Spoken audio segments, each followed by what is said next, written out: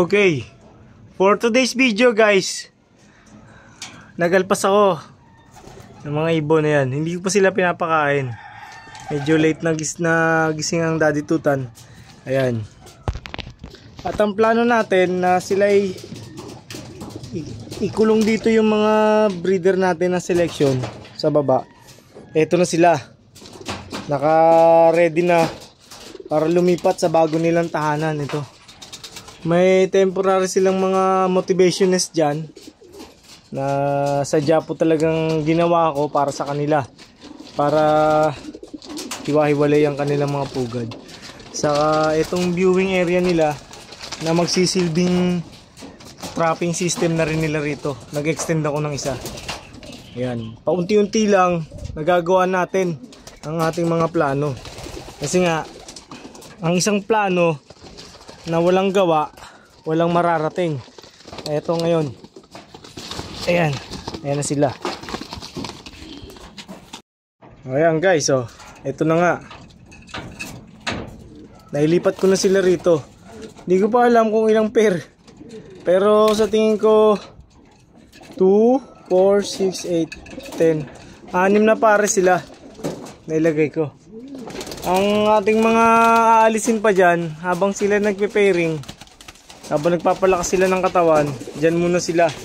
Samantalang may plano rin ako na mag-extend pa rito ng isa pa dito sa part naman na to, para ang kanilang magiging release door na ito, dyan na sila magre-release. Pag binuksan ko tong isa, pwede sila doon. Pag binuksan ko tong kabila, pwede sila doon mag-release. Tapos ito, wala na tong hindi na to lalagyan ng trapping system. Kasi baka magulo yung trapping natin dito sa bandang itaas, yung pinaka-sentro natin. Kaya ngayon, ayan, tingin ko kailangan na nilang kumain. At ito, si Super Blade, ipapasok ko si Super Blade dito. Kasi gusto ko siya magkaroon ng magandang asawa. Di bali ng maganda, basta mabait. Ayan nagtatawag na.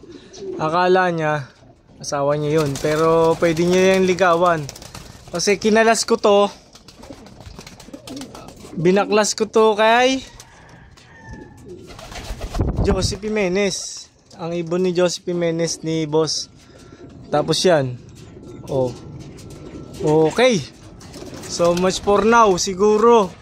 Para tayo makakilos na para sa ating grind. Ito nga pala si Red. Gusto magpakuha ng video. Ang ibon natin na umuwi from Ragay. Ayan. After, hindi ko alam kung 6 months ba o 8 months. Ayan. Ito ang ating ibon na si... Ayan, gagamitin natin yan sa karera. Para si assignment ba to? Ayun pala si assignment, nasa tower. Hindi si assignment to. Ito si favorite. Naging favorite ko to ngayon. Si ano pala to? Si Blade. Magkaiba po yung Blade saka Super Blade.